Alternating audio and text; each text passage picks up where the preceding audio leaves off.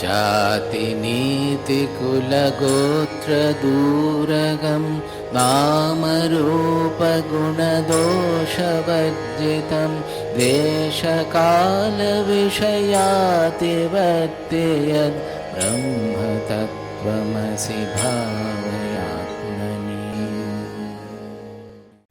स्वराज्य साम्राज्य विभूतिरेषा भवत्कृपा श्रीमहिमप्रसादात् प्राप्ता मया श्रीगुरवे महात्मने।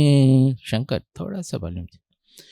नमो नमस्तेस्तु पुनर्नमोस्तु नमो नमस्तेस्तु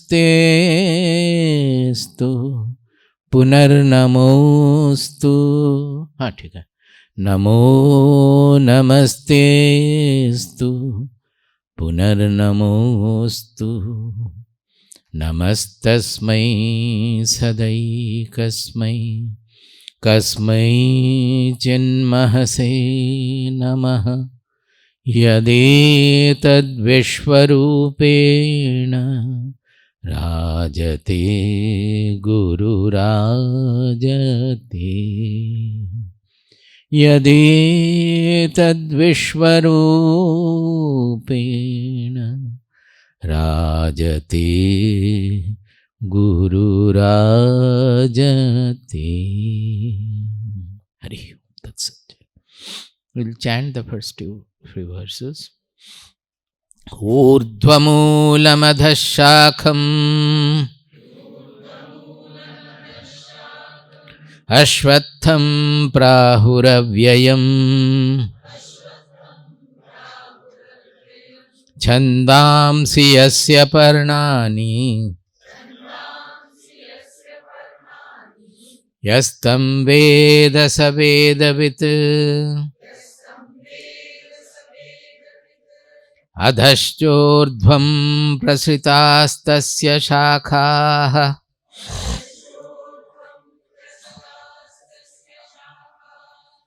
गुणप्रवृद्धा विषयप्रबालाः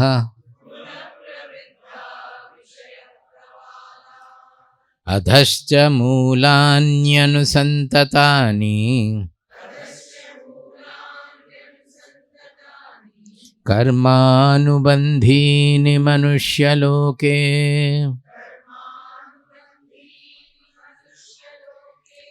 न रूपमस्येह तथोपलभ्यते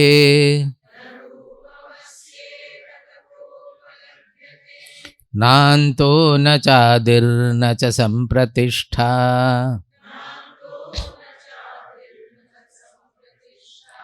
अश्वत्थमेनं सुविरूढमूलम्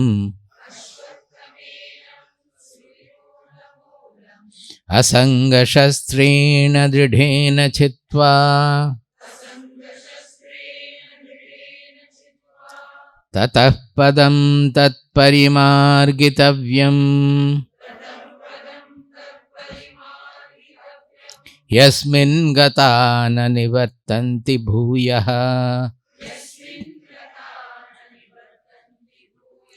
तमेव चाद्यं पुरुषं प्रपद्ये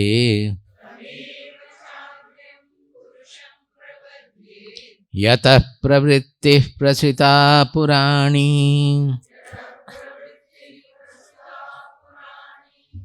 So what we learnt is that Brahma Vriksha or Samsara Vriksha or Maya Vriksha, whatever we call, that Ashwatha, which represents the creation, the entire creation.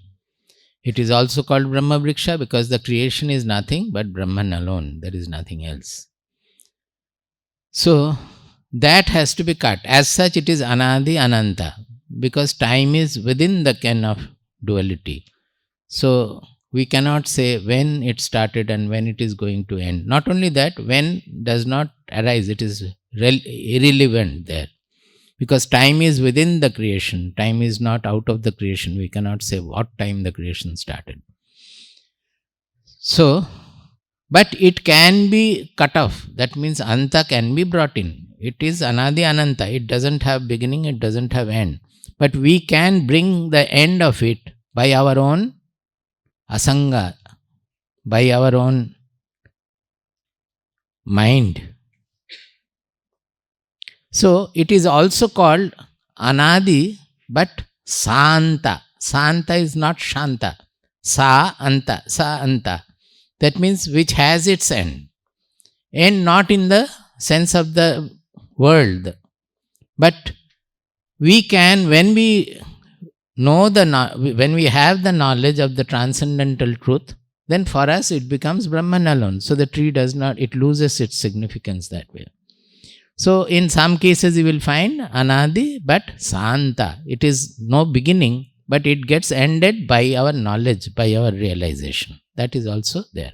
All these things we have to understand, because in the Shastras you will find various kinds of interpretation coming. All are correct in different senses. Now they are the important points which I emphasized yesterday. I will just recapitulate some of them. Asanga shastrena dridhena chitva. Dridhena asanga shastrena chitva. Asanga I explained, but what is this dridha? That means very strong, powerful. Now asanga, if you develop, asanga means, I explained that dhyayato vishayan pumsaha sangasteshu upajayate.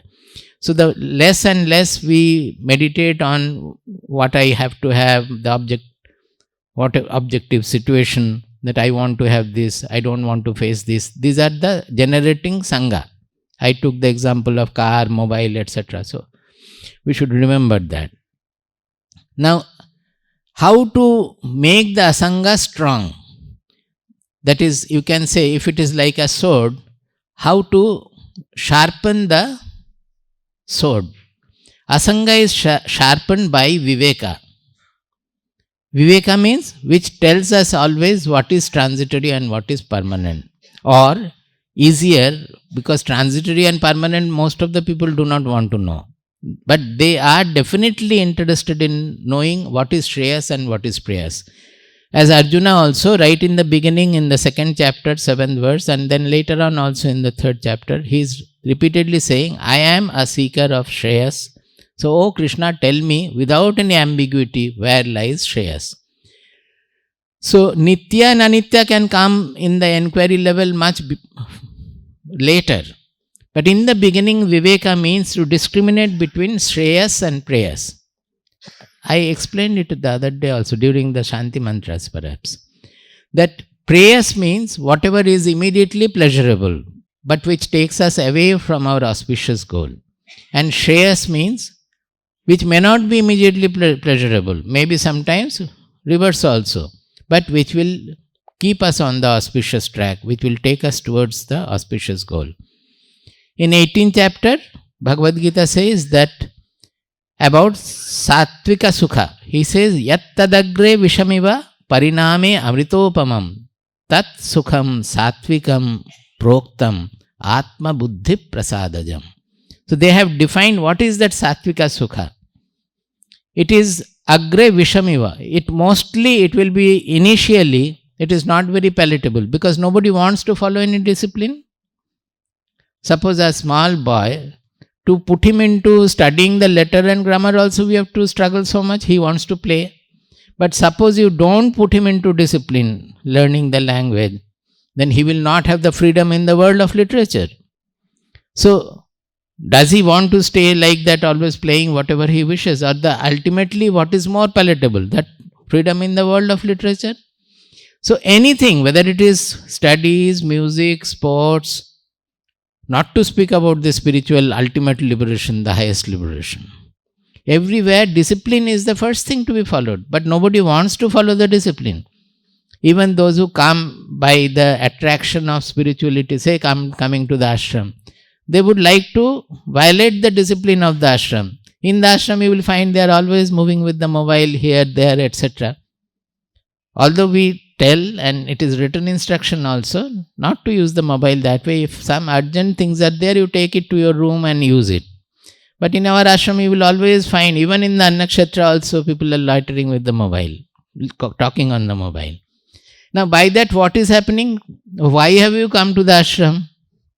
to get your anchor strengthened. Is it not so? So, if you remain in touch with the same world which you had been outside, not coming to the ashram, if you have all those attraction repulsions come constantly pouncing upon you, then how can you have your anchorage? So, you lose your purpose of visiting the ashram. Why should you visit the ashram in that case? It is opposite. It is not working. On the other hand, by your behavior, you are disturbing the ashram atmosphere also. It is for others also. Those who have come for the purpose, their purpose also will not fulfill. The ashram ambience will not be proper. To make the ashram ambience powerful, it is only the sadhana of the people. How the nature becomes powerful. People walk in and say that here there is such a peace I am getting. Where from the peace is coming? Nature is everywhere same, but something is there in the form of the sadhana of the people for a long, long time. It builds up the ambience there. So if somebody does asadhana there, the reverse of sadhana, then the ambience will be spoiled by that. But people are not, they don't utilize their viveka. This is what I am saying, that when it is pointed out, at least then they should use this viveka, that I should not do this, I have come for a benefit, and the benefit will be much more if I follow the discipline. But discipline, people find it very difficult. In a Delhi workshop, we had confiscated the mobiles for 2 days. And the manager, we would give them when they go back home after the evening session, when they would go back. Again, next day they have to deposit their mobile, and during lunchtime also we would not give them. Otherwise, lunchtime you will find everybody is moving around with the mobile. That 1 hour they will use for all mobile contact. We had told them that this is the discipline, and it was done. At the end of the workshop, most of the feedback was, it was such a heaven without the mobile contact. Once they do it, they understand the benefit of it. So, this is called the Viveka Buddhi, means what I want, what is Shreyas and what is Preyas. Here I said that what is Satvika Sukha, they are saying Yat Tadagre Vishamiva, which is initially not palatable at all, almost like poison. Pariname Amritopamam, but in the end it is nectarine.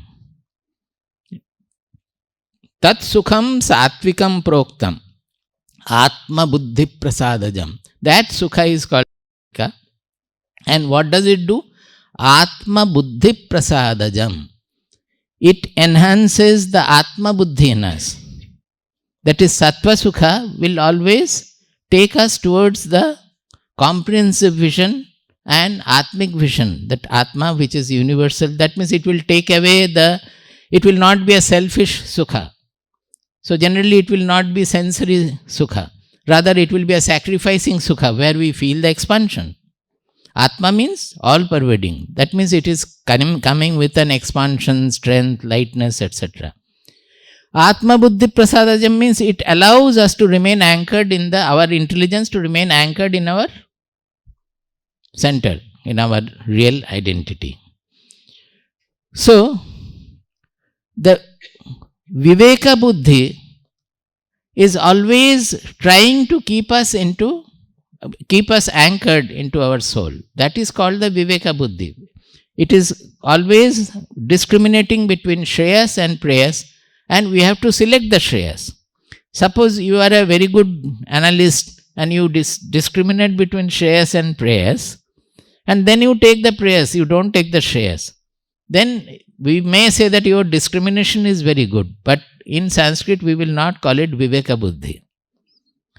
We will call it Viveka not just if you have the discrimination. If you follow, after discrimination, if you follow the Shreyas, if you follow the Nitya, then only we will call it Viveka. That is why in Sadhana Chatushta it is said the Viveka must lead to Vairagya. Vairagya means impersonality. That means the soul dimension. Impersonality is the soul dimension. So if Viveka increases, your impersonality should increase. If you do not, impersonality, not only impersonality, parallel to impersonality will be unaffectedness also. I don't have to say again and again. You should be able to connect immediately. All the links should be working. The moment one is given, it should just flow into all the sectors. Then only reception will be full. So with impersonality, along with that will come the unaffectedness also. So suppose you are a very good discriminating person, but your unaffectedness has not developed, your impersonality has not developed, then we will not call it Viveka. Many of the scientists will have great discriminatory power. They will do it much better than the saints. But if they, after that, they will follow the prayers. So we won't call it Viveka. It is in English, it is discrimination. In Sanskrit, it is not Viveka. We don't accept it. So, this, how to sharpen this Asanga Shastra, Dridha. Dridhana means very powerful. Here it is not just rigid. It is a very powerful sharpen, which will work very well. So, the sharpening of the Asanga Shastra depends on the application of Viveka Buddhi. So, throughout the day, as many times you will sharpen it, so much will be the power of the Asanga Shastra. It's very simple. The barber, the good barber will every time do like this and then again. I don't know whether these razors are anymore used. Now it is all electrical. No? But those days they will, in a leather belt or so, they will do like this and again do like this. So it has to be sharpened repeatedly. Otherwise the shaving will not be proper. Like this here, the Viveka has to be always activated. And always it should work. It is not only in doing some action that you have to activate Viveka. That is only preliminary, kindergarten. After that, whenever the thought is arising in your mind, you have to apply the Viveka there. Then only the correction will be full. When you have acted, you have already acted. What is the point in applying the Viveka after that? You will only repent, I have again done. If you have to really correct, then you have to locate the thought and apply the Viveka there, so that the actions are automatically corrected. So this is what Dridhena Asanga Shastrena Chitva. Then I said that after applying this Asanga Shastra, what do you do? To go to the ultimate level, you have to generate the real enquiry, wholesome enquiry. Tatah padam tat parimargitavyam. You have to go into the wholesome enquiry of that ultimate goal. Padam. Tat padam. Tat padam means our ultimate goal. Yasmin gatana nivartanti bhuyaha. Going where, because you are saying padam, there is a going inward, going there, you will not have to come back. That means we are generally saying that punarjanma, because of the karma theory, the punarjanma, that this life, whatever you have done, according to you will have the next life. Then again, whatever you do, you have the next life. In between, you may go to heaven or hell and get boiled in hot oil or so. Everything can happen. So, those things will be taking place in this cyclical manner. But when you go transcend this causality, go beyond this, then you are out of this cycle. There is no punarjanma. In the moral sense, in the religious sense, there is no punarjanma. In the philosophical sense, you go beyond causality. So, any janma mrityu means the cause dies and the effect is born. That janma mrityu is going on in our body. How many cells are dying every day? How many cells are getting born? It is continuously going on. To tell the truth, every moment we are dying and getting born. Because I am not the person who was 1 second back, whatever I was. That is the cause for making me the next second. So it is continuously proceeding. Similarly, the mind also, your mind 1 minute back, whatever it was, now it is not that. In between, the words have gone into the mind and the mind has got changed. Every moment, as you are listening, it is more. That the mind is undergoing continuous change. So that is also karma. It is the janma mrityu. The earlier mind is dying and the new mind is getting born. Now, once you go to that level, then all these changeful phenomena, you just become the witness of that. It is going on in the universe of activity. Tremendous activities are going on. Tremendous energies are involved. But you are not touched by anything at all. This is what is na nivartanti bhuyaha. So, figuratively we are saying yam gatva. That is, there is a going involved and coming back involved. Actually, it is not going or coming back at all. There is no ultimate pada like heaven in the yonder sky where you will reach by that. There is no going, no coming back at all. The whole transformation takes place within us, in our mind and intelligence level. Nothing, no other movement anywhere. Only the mind and intelligence undergoes this transformation. He says, Tam eva chadyam purusham prapadye. See, Krishna is using aham prapadye. Prapadye is for first person. Aham prapadye. I take refuge. In what? Tam eva adyam purusham aham prapadye. I take refuge in that Adi Purusha. Adi Purusha means, actually Adi means ancient, but it means again immortal Purusha, who never changes. The Purushottama, as I explained, they will come to that. Yatah pravrittihi prasita purani. From where the whole Prakriti, the nature, the existence, the creation is manifesting. Actually, it is not produced as a cause. As I said, there is no cause at that ultimate level. It is not a causal srishti. In Purnamada Purnamidam, I have explained in detail that whole material world is causal. But ultimate level, from the consciousness, if you call it the consciousness is the cause of the universe, then it is again wrong, because consciousness is not a material product. Consciousness is our amness. What we know, only we can know consciousness as the amness. We can never know consciousness as something different, as subtle material or gross material, anything. We cannot know. It can be known only as the amness. So, this yataha pravrittihi prasita purani, this whole nature, the whole existence is coming out from it, means that actually is appearing in it, where this consciousness or the Adi Purusha does not undergo any change at all. It remains whatever it is. In Parinama Srishti or in material origin, material creation, the cause will die, the cause will change to produce an effect. In this case, the consciousness or the Adi Purusha or the Purushottama does not have any change at all, does not get any affectation at all, but the whole creation becomes visible. Now, how are you to take refuge in that Adi Purusha? Normally you will not take refuge there. You will take refuge in food, you will take refuge in money, you will take refuge in property, all these things. He is saying that I take refuge means he is asking us also to take refuge in that Adi Purusha, is it not? Krishna saying that I take refuge in that means all of us should think that I should take refuge there. Now, how are we to take refuge there in the Adi Purusha? Because our ashraya, our refuge, we have already taken in so many things in the worldliness, so to say. So now he is pointing out what are the qualities you have to cultivate so that you can take refuge in the Adi Purusha.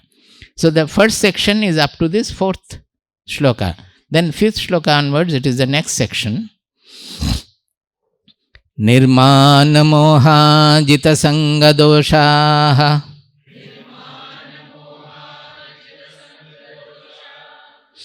Actually, they are, visarga is there, is a plural. Because I am cutting, I am adding the visarga. So while you read continuously, you may not use the visarga. But when we break, we should put the visarga, otherwise the word does not come full.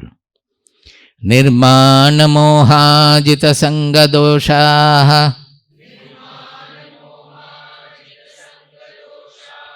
See, nirmana moha actually. But there I am not adding the visarga because immediately it is followed by ja, which is a soft consonant. So I am not adding. But because I am giving a break, I am adding the visarga after doshaha. Similarly, adhyatma nityaha, but I will not add vinivritta kamaha. It is end, so it is. They have already put the visarga. In chanting, we should be careful, attentive about this. Nirmana moha jita sanga doshaha.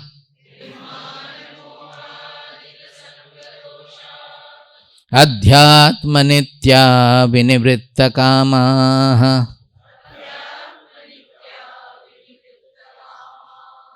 Dvandvair vimukta sukha dukkha sanyaihi.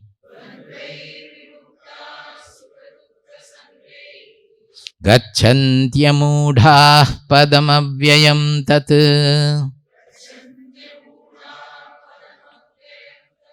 See here, Dvandvair Vimuktaha, the Visarga is given. Why? Because it is followed by Sa, which is a harsh consonant. Similarly, Gachanti Amudha Padam Abhyayam Tat. It is followed by Pa, so the Visarga is given. But we cannot say Dvandvair Vimuktaha, then the meter will go. So, but we have to aspirate it, where unless you sit straight, that Visarga will not come. You will say Dvandvair Vimukta. It is not. It is Dvandvair Vimukta. Dvandvair Vimukta. Ta. Ta. To say so much of wind has to come out. So unless you sit straight, it will not come. Once more we will read. Nirmana moha jita sanga doshaha.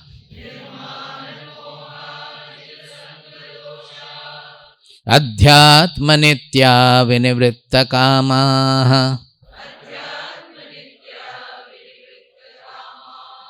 Dvandvair vimukta sukha dukkha samyaihi. Gachantyamudha padamavyayam tat.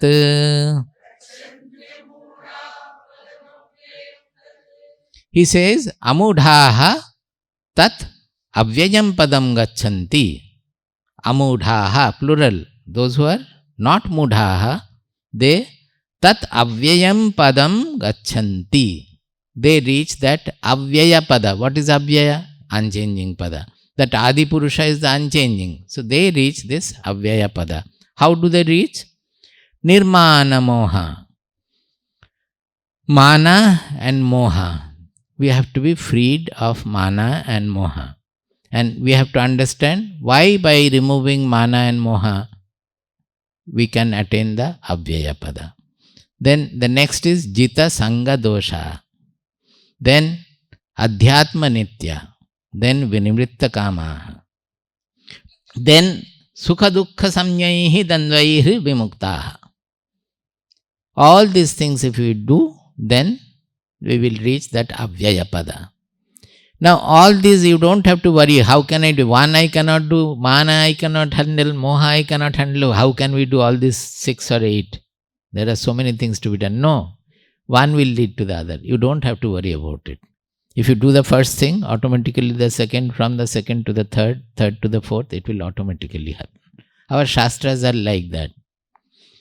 Nirmana moha. That means a person who is freed of mana and moha. Mana is generally we refer to as sort of a pride, egoistic,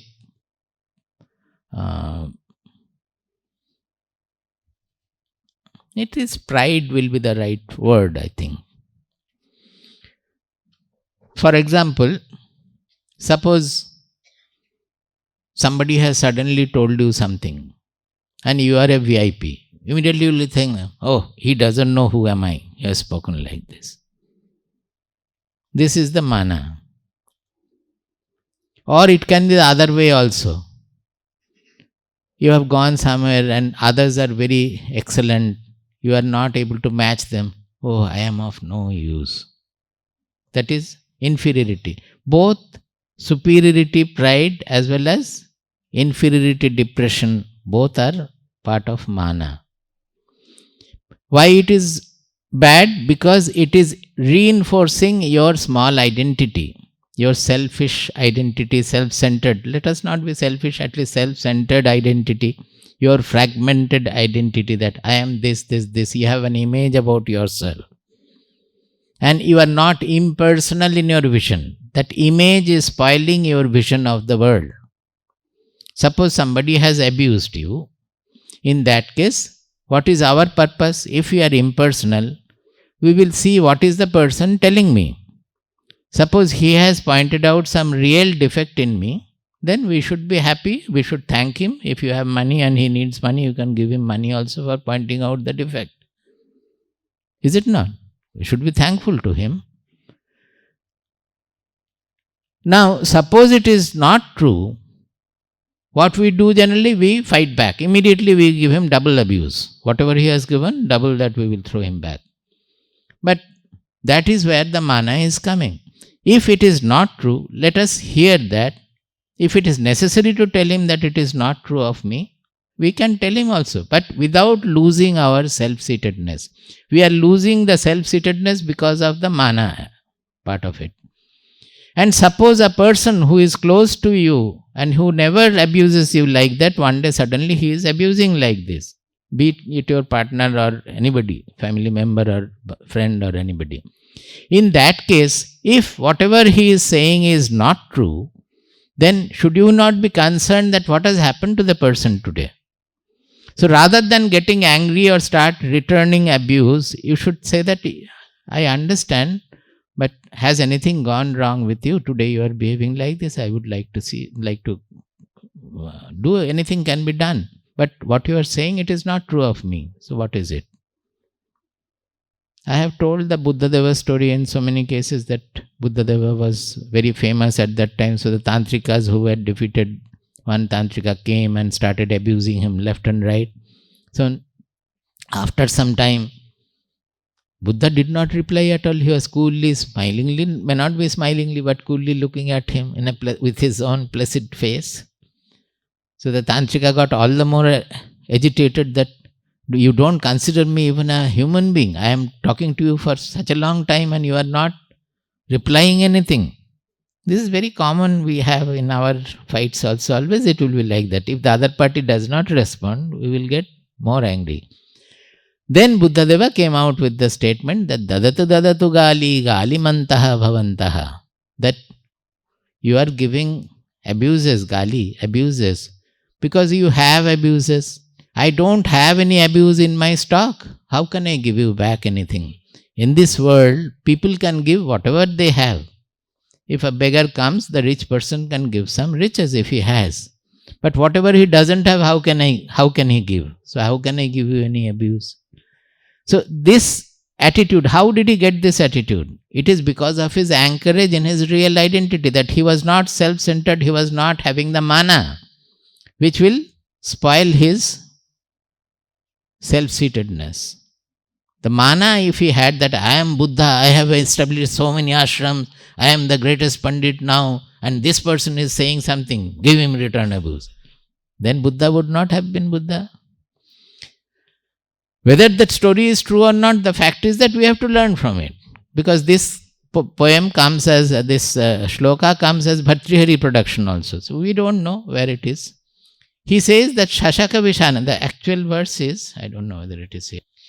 Dadatu dadatu galihi galimanto bhavanto vayamapi tadabhavat galidane asamathaha jagati viditametad diyate vidyamanaha natu shashaka vishanam kopikasmai dadati. He says that in this world, whatever one has can give. Can anybody give a rabbit with 2 horns to anybody? Rabbit will never have horns. So can anybody give a horn wala rabbit to anybody? Bhartrihari goes further. He says, Mannindaya yadi janah paritoshameti nanva prayatna sulabho yamanugraho me Shreyorthinastu purusha paratushti heto dukkharjitanyapi dhanani parityajanti mannindaya yadi janah paritoshameti nanva prayatna sulabho yamanugraho me Shreyorthinastu purusha paratushti heto dukkharjitanyapi dhanani parityajanti. He says that if somebody is happy by giving abuse to me or ninda means speaking ill about me, if somebody becomes happy, then is it not very great for me? Because in this world it is very difficult to please anybody. Even if you give somebody lot of money, finally he becomes your enemy. You are not able to please him because he wants more. So in this world it is so difficult to please anybody, and in this case I have not done anything. Just by giving me some abuses he has become happy. So I am double blessed. See how the poet can deal with these things. This is the nirmana. Now, how this nirmana can take us to this ultimate level? Where from this mana is coming? This mana is from an artificial image of ourselves which we are positing us, which we are believing in, which we have created. An image about ourselves, where the body, mind, many things are involved. And we don't want to tarnish that image. We want, suppose some defect is pointed out, why we get annoyed? Because we want our image to be better. So this image, as long as this artificial image we are strengthening, how can we dissolve the ego and get to that universal level? So more we try to dissolve this artificial image, we are coming near to the soul dimension, is it not? The soul does not have any mana at all. Why? Because it is seeing the whole universe acting in its own manner. Guna guneshu vattante iti matva na sajjate. It does not have any particular individuality to assign to. Nothing it has. It only sees all the activities going on. Not only that, what is this mana doing to us? It is always taking our mind out of the center, is it not so? Because all these are related to the external image of me. As I say, that centripetal force and centrifugal force. Did I explain the other day also? Centripetal means whatever takes us towards the center, kendranug. Centrifugal means kendratiga. That means whatever takes us away from the center. So the whole world is always either by pulling or by pushing, both way, attraction and repulsion, is taking us away from the center. Is it not? I like this, I don't like this, I want to avoid this, I want to have this. So it is always pulling our mind to the externality. Means it is always creating the centrifugal force. Whereas to remain anchored, we have to generate centripetal force. So there are two things here. One, certain practices, abhyasa, some of our practices should generate centripetal force which connects us to the central identity. On the other hand, we should try to reduce by other abhyasa, we should try to reduce the centrifugal force so that it doesn't, that pull outward is lessened. I am not pulled outward. ठीक है क्या? समझ में आ रहा? That is how to remain anchored. One is to increase the force which is bringing us close to our center. Another is to reduce the forces which are pulling us away from the center. Now this mana is a force which is always pulling us away from the center. So if you reduce the mana, then the centrifugal force is reduced. Similarly, vairagya. Vairagya means impersonality. It means viraga. Raga means color. It is not the red, black color we are having. We are always applying to the world a new color of me, mindness, etc. That is the color we are applying. This I like, this I don't like. So, in brief, it is the raga, dvesha color we are applying to the world. Are you following? The color of raga, dvesha we are patching the world with. Let it be white or black or anything, we don't bother about it. It is the raga, dvesha color we are patching the world with. That raga, dvesha color has to be removed. Be raga means removing that color. If that is taken away, then what happens? We become impersonal. We see whatever it is. No mindness, no special, no likes, no dislikes specially given. Certain things we will like, certain things we will dislike. Anybody will like goodness, anybody will not like criminality. That will be there, but we will not cling to that. We will not hate the other also. If this clinging and the hatred are removed, then it becomes a true vision of the world. Similarly, we will see the defects of others as we are seeing now. We will see the defects of ourselves also. because it is no more that me and mine color is not there. So as I am seeing another person is a combination of, I will be able to see the good qualities of my enemy also, because my enemy part we have removed. So he is a person with some good, some bad quality. We will see the good quality as well as bad quality. Like that mine part is removed, so I will see in myself also some good qualities and some bad qualities. So it will become an impersonal observation of the world. So whatever to be corrected, we will look into ourselves and see that some defects that needs correction. So we will apply the medicine for that, whatever vichara to be done or whatever practice to be done to remove that. So there won't be any depression that, oh, I am still so jealous, my jealousy will never go, I will not be able to progress in the spiritual path. This is where mana is coming. This is where ego is coming. You see the same thing. If you see the defect, there is no ego. It's a clear vision. But seeing the defect, if you become depressed or defeatist, then it is ego. Similarly, suppose you have a good quality, and seeing that quality, you become elated. Oh, I am like this. Then also that is the ego. Otherwise, as you are seeing the good qualities in others, you should see in yourself also the good qualities.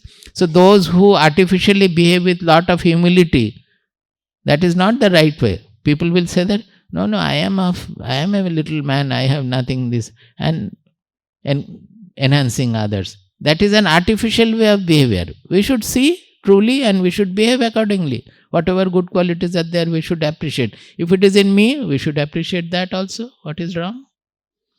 But we will not aggrandize ourselves for that.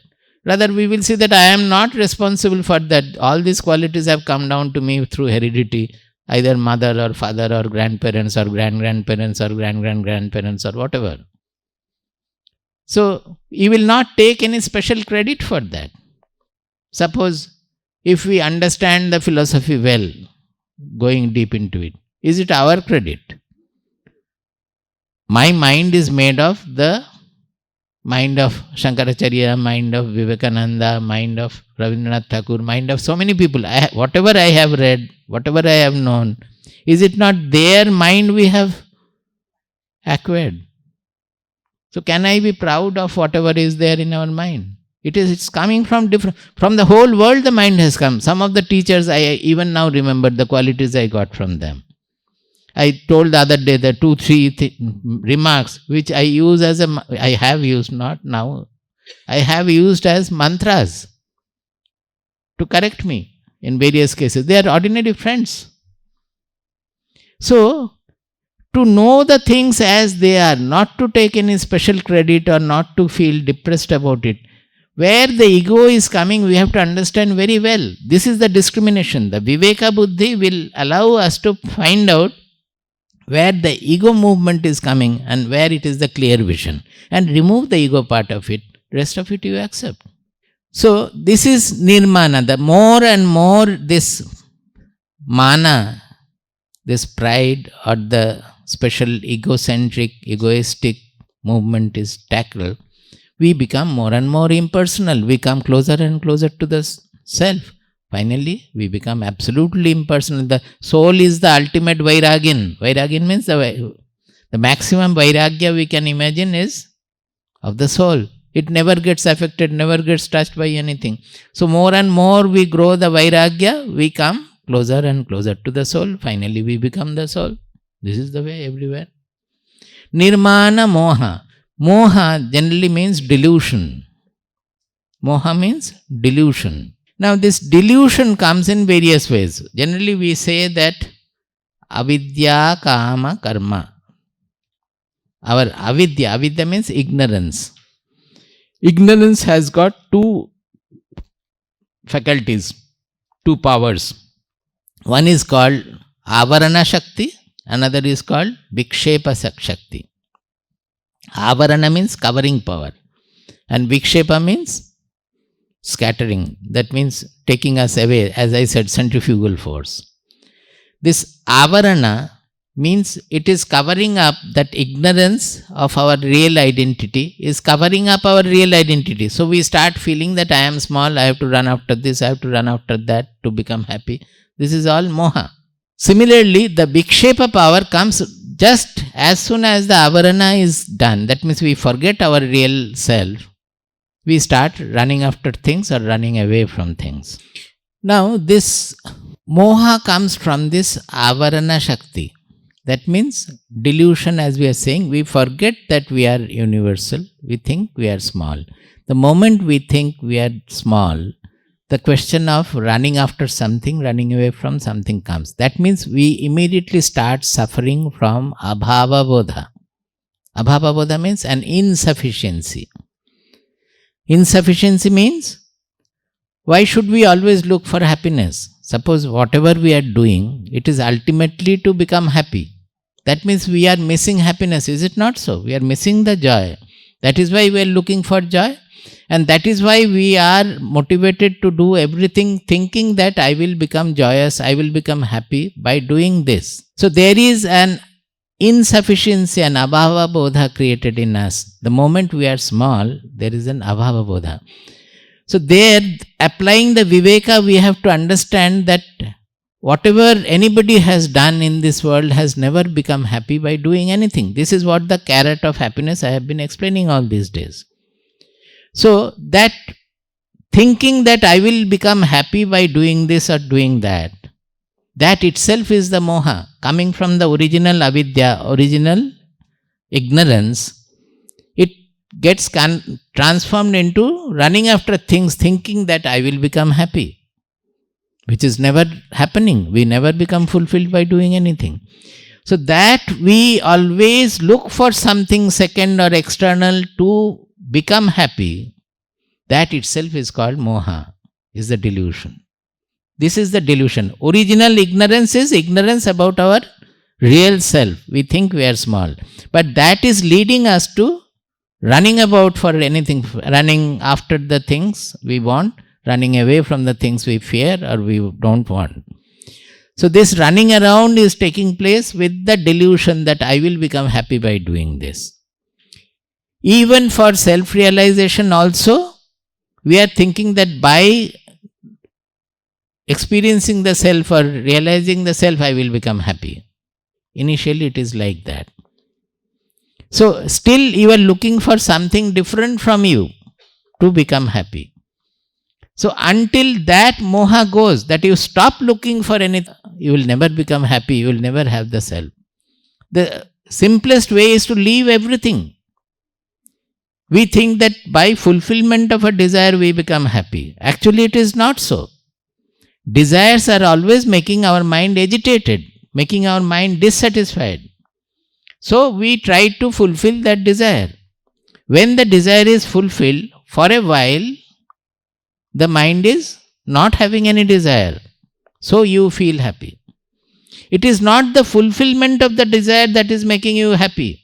It is the elimination of the desire that is making you happy. It is the elimination of the desire that is making you happy. Otherwise, in meditation, when you have a blissful state, how did you get the happiness there? If you get that bliss, it comes only when you have forgotten the whole world. Forgotten about your sadhana also, then only the bliss will come. Otherwise, the bliss will not come. So when you have forgotten the whole world, including yourself, then you get flooded with ananda. But you see how people are foolish. What happens is that when we get that ananda, again next day, repeatedly we look for that bliss in the meditation. When you are looking for it, you will never get. So you finally become dejected and stop meditation. Actually, we should immediately analyze that how did it happen that I was flooded with bliss. That means having the bliss, I don't need any object at all. Is it not so? Not only object outside, in the mental association also, this is very important. In my mental association also, I don't need any object. Rather, I must not have any object to have the bliss. That is, suppose you think of your son who has done very well, you become happy. It is not like that. You have to be freed of that mental association also. To have that bliss, in your mind, no world, nothing should appear. So, is it not delusion that I think that by getting something second, I will become happy? So, analyzing that, when we find that this looking for the self, I am not able to become successful, because it is the tendency to look for something different from me which is not allowing me to become the self. Because my effort to look for something as self is actually externalizing the self, making the self non-self, making me small, fragmented. So until we stop that effort, we will never become the self. So in Ashtavakra it is said that even if Brahma is your guru or Vishnu is your mantradata, you will never become fulfilled until you forget the whole world.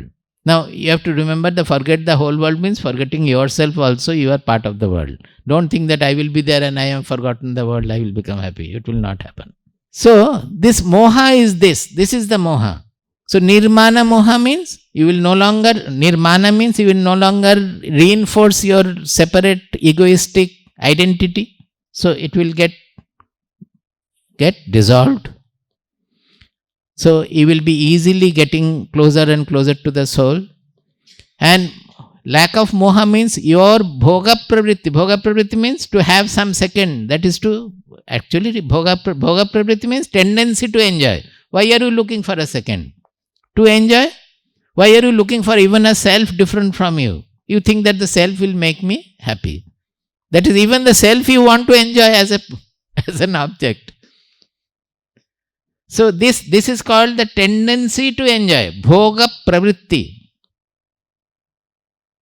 We have kartritva, bhoktritva bodha. One is kartritva, means the ego part of it. I have done this, I have done that, something great. Or I have done something sinful. Both are ego, kartritva.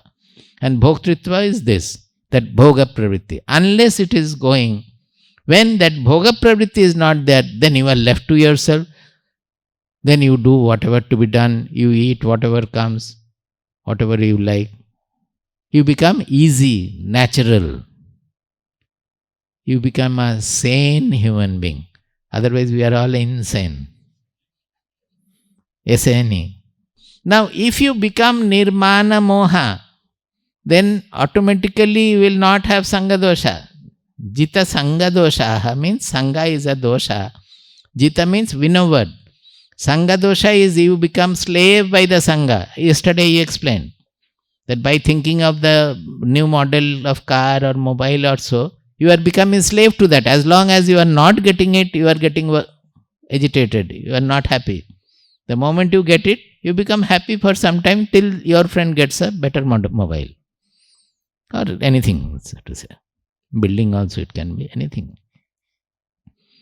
So, this sangha dosha, to cling to something you want. Once you are freed of the moha that I have nothing to get from the world, from anywhere, from anybody, anytime in the world, I have nothing to gain. I have not come here for gaining anything. That means you are freed of the insufficiency, the abhava bodha we are suffering from in our mind. Is it not? If the insufficiency goes, it is like the river meeting the sea, and it no more runs after anything. It gets merged in the sea. It becomes the sea. So there is no more clinging to anything. Adhyatma nitya. Adhyatma nitya, commonly you will think that Adhyatma nitya means always studying about this spirituality and all. Is it possible? You have to go for work, you have to do your work. So many, even if you are retired also, there will be so many things to do. You cannot go on studying always. It is not so. Adhyatma has been defined in Bhagavad Gita, 8th chapter, 3rd verse or 2nd verse. He says, Svabhavo adhyatmam uchyate. Svabhavo adhyatmam uchyate. Whenever Bhagavad Gita says uchyate or any other scripture, it means that it is defined as. It's a very clear definition. Swabhava is called adhyatma. Adhyatma is translated into English as spirituality. Adhyatma Vidya is translated as spirituality, spiritual knowledge. So the Sanskrit is Adhyatma, and it is clearly defined in Bhagavad Gita. Swabhavaha. Swabhavaha means, Swa means what we are in essence, the self. The self is the swabhava, the manifestation of the self, the whatever is the bhava of the self, the manifestation nature of the self, that is called spirituality. Now, this manifestation of the self is of two kinds. One is common to everybody, it is the same. What the self we know in samadhi, there is no qualificatory mark, no insignia, no linga, as I said the other day. Linga means any mark to differentiate. Nothing like that, because samadhi, you don't have the world, you don't have any differential anything, even individuality is not there. That is the self, nirguna. There is no qualitative mark on it. So that is common to all. Anybody knowing the self, we are all that self, that universal self, transcendental self. That is the real swabhava. Another swabhava is this self as it manifests naturally through the body-mind complex.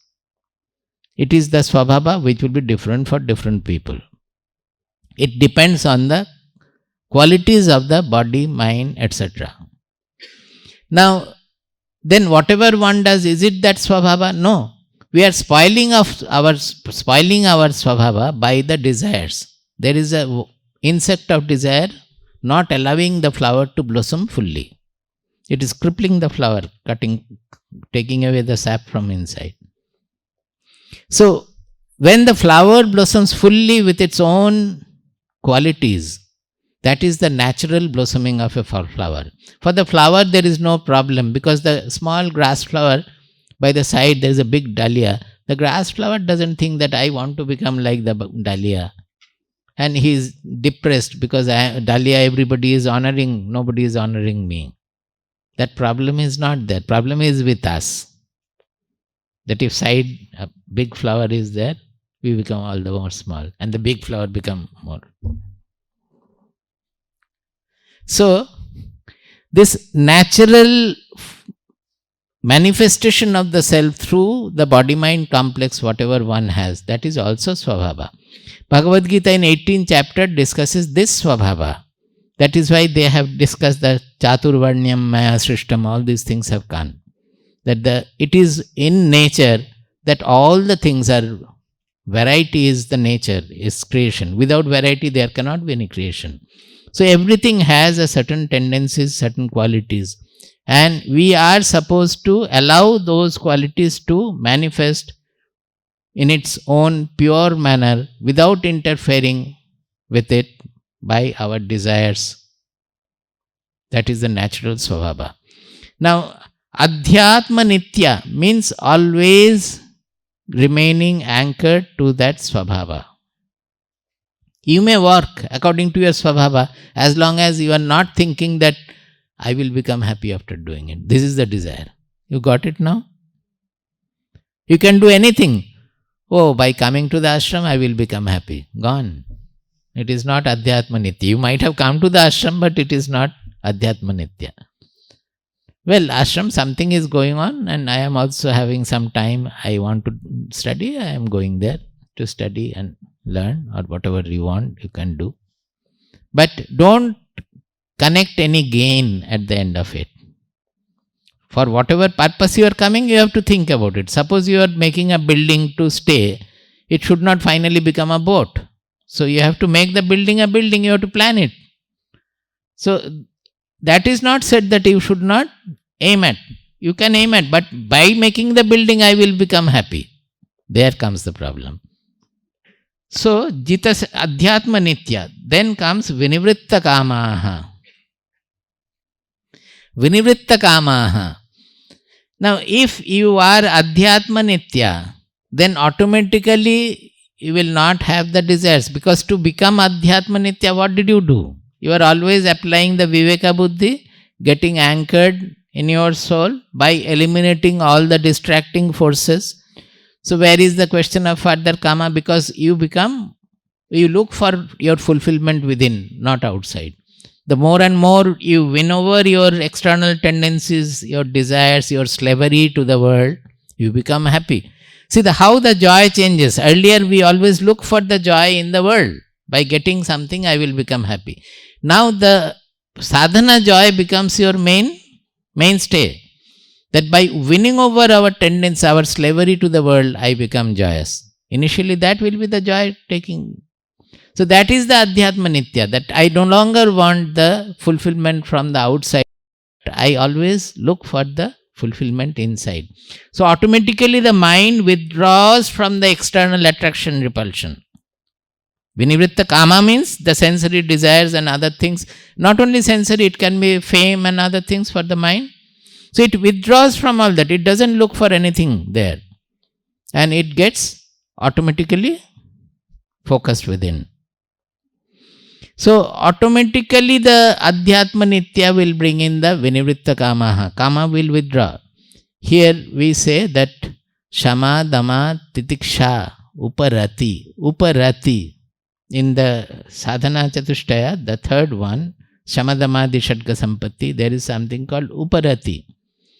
When you are no longer looking for indulgence or revelation in the reveling in the worldly objects, then automatically the mind withdraws within, and all your joy you look for within. Actually, Uparati means the rati means the enjoyment in the anything. Uparati means withdrawal from that enjoyment. Actually, it is not Uparati. Initially, it is with the Uparati simultaneously will come Atmarati. Atmarati, that means reveling in the self, in within. Self means in internal, in our internal self. So Uparati will be simultaneously accompanied by Atmarati. That is your joy. You will no longer look for joy outside. You will look for joy inside. And the more and more you can remain like that, you can win over the slavery. That will give you the joy. So finally, you will be able to become the master of the world. Not by becoming emperor, but by becoming not affected by anything happening in the world. Not affected by any situation at all. Now comes Dvandvair Vimuktaha Sukha Dukkha Samyaihi. Now this sentence can be interpreted in two manners. What in grammatically it is used is Tritiya Vibhakti. Sukha Dukkha Samyaihi Dvandvaihi Vimuktaha. Sukha Dukkha Samyaihi. It is Tritiya Bahuvachanam. Now Tritiya means by. By that. So here generally we mean Dvandva of Sukha Dukkha to get rid of that. So Panchami should be used. From Sukha Dukkha Dvandva, the duality of Sukha Dukkha, getting liberated from that duality of Sukha Dukkha. So here Panchami should have been used. But Shankaracharya says these are all, there are many such uses in Bhagavad Gita where Shankaracharya is interpreted as Panchami Arthe Tritiya. That Tritiya is used in the sense of Panchami. But actually there is a way of, that is true, we can do it. Grammatically we can perhaps do it. But there is a way of understanding it in the Tritiya meaning also. Because it is not just transcending Sukha Dukkha. To transcend Sukha Dukkha, be very attentive. It's a subtle thing, but you will gain a lot if you understand this. If you can, in transcending Sukha Dukkha, unless you pass through Sukha Dukkha, will the transcendence occur properly? You may become a stone like where there is no Sukha, no Dukkha. But when it is a real acceptance of making the whole, divinizing the whole world, everything around us, you have to embrace all Sukha Dukkha equally. And when you embrace Dukkha also, you find greater joy in Dukkha. That is why you enjoy the tragic film or tragic stories. How do we enjoy? Suppose when there is a very tragedy, are we not enjoying it? Shedding tears but enjoying. Why are we going? That means we are able to enjoy Dukkha. Nobody can say that no, Dukkha cannot be enjoyed. We are enjoying. Any good person should be able to enjoy Dukkha. Dukkha means? Enjoy means I am using the word enjoy. You are shedding tears but you are enjoying. Otherwise, why should you pay that money for the ticket to go to the film or buy the book? That means you are enjoying. What is needed is, suppose you have embraced a dukkha, a small dukkha. Nature may bring even further greater dukkha. you will find by embracing that dukkha, we are going further, deeper into it. The enjoyment becomes deeper. So, in transcending this trouble of the duality, always we want to have sukha and avoid dukkha. This is the trouble created by this duality. To transcend this, is it not coursing through sukha dukkha, you transcend it more, in a more full, wholesome manner, and in a much broader manner. So it is not transcending from the duality of sukha dukkha. The whole world will always have sukha dukkha, always have duality there. If dukkha is not there in your life, there will be dukkha in some other life, in some places. Even if you open the newspaper, it is full of dukkha and dukkha alone. So will you become stoned to that by transcending sukha dukkha? No. You will be able to have an altogether different response coming out from him, getting the dukkha of others also. Much deeper, much broader embrace you will have with dukkha. I told you earlier also, Rabindranath has written so many songs and poems about these things. He was a great yogi in that sense. The other day I told you that Jeke ho more diyecho sukho, diyecho tari porichaya shabare ami nomi. Jeke ho more diyecho dukho, diyecho tari porichaya shabare ami nomi. Those who have given me sukha, through that sukha, they have given me the touch of you, O Lord. So I prostrate before them. The question there is, they have not given only the sukha. Suppose somebody has given sukha. Through that they have not, generally for us, they have given the touch of the rasagulla, or touch of something, or touch of a building, or touch of something, cash. That is the sukha. No. Even if it is a rasagulla sukha, through that we have to get the touch of the Lord. There lies the... Through that sukha, you have given me they have given me the touch of Lord. Therefore, I prostrate before them. And those who have given me dukkha, suppose dukkha is maligning, saying something ill about us also. If it is only a dukkha is giving us that somebody is speaking ill of us, then it will not give us the touch of the Lord. Through that, we have to grow to the dimension to accept everything coming from the world. The world is like this. Somebody will give flower garland, somebody will give chappal garland. And it will come for this, that, to have a comprehensive vision of the whole world. Then you will find that through that dukkha also you will get the touch of the Lord. As the mind becomes broader and broader, everywhere it is the touch of the Lord alone. So it is, even in Tritiya sense also, it is very important. It's a great sadhana, that coursing through sukha dukkha. So is it not the sukha dukkha duality is making us transcend that level? So Tritiya way also it is fine.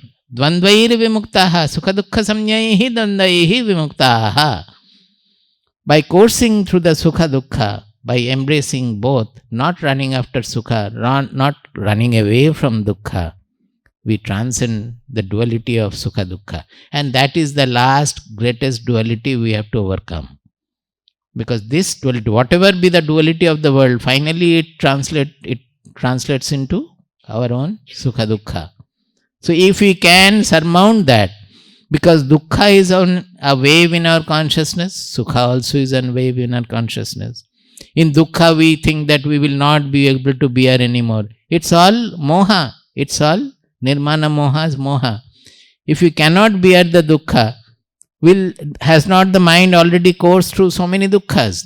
Our mind has got that power. We don't have the faith in the power of our mind. It definitely has tremendous power to withstand everything in the world.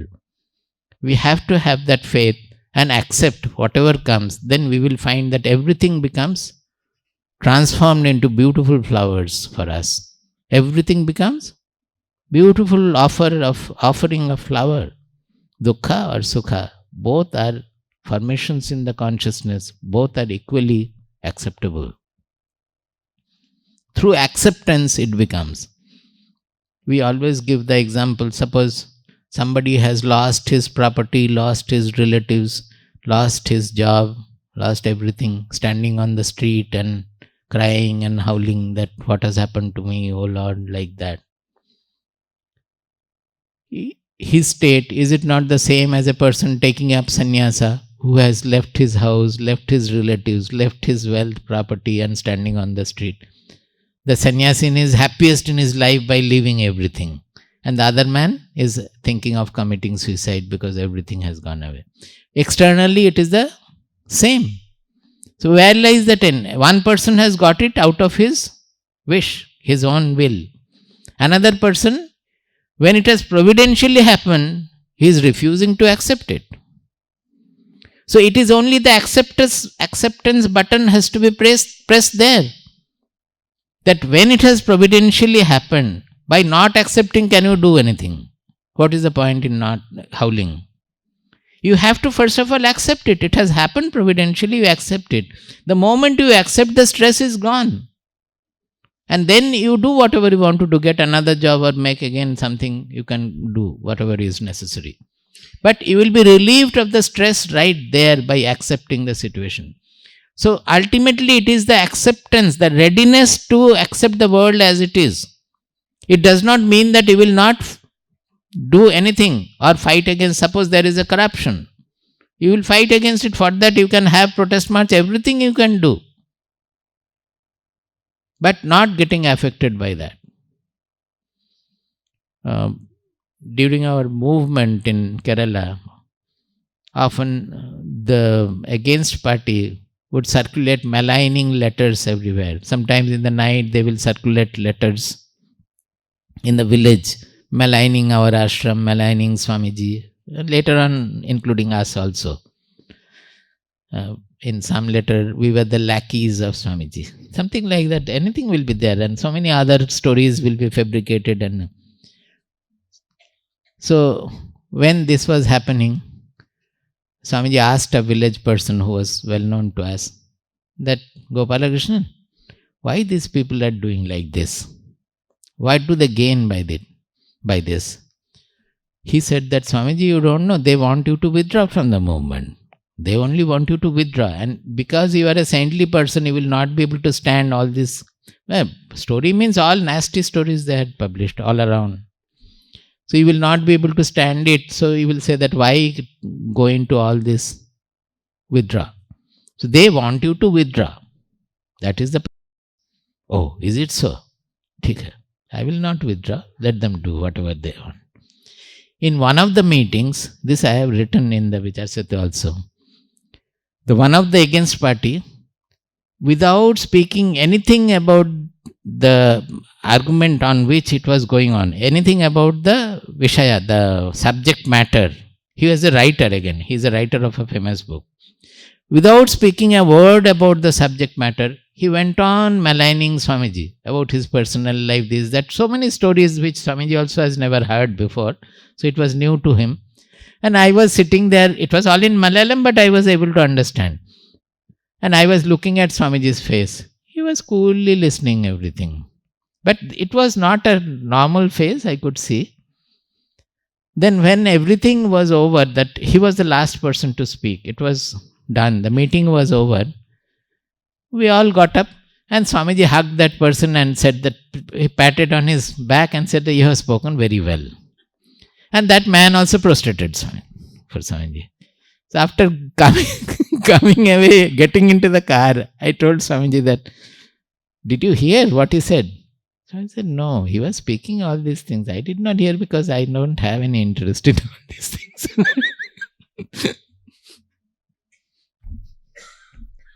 See, this is what is meant by impersonality. Dvandvair vimukta sukha dukkha samyaihi. Or you can say nirmana moha, whatever you want to say. Gacchanti amudhaha padam avyayam tat. Amudhaha means those who are out of the moha, those who do not have the moha, they attain this avyaya pada, unchanging pada.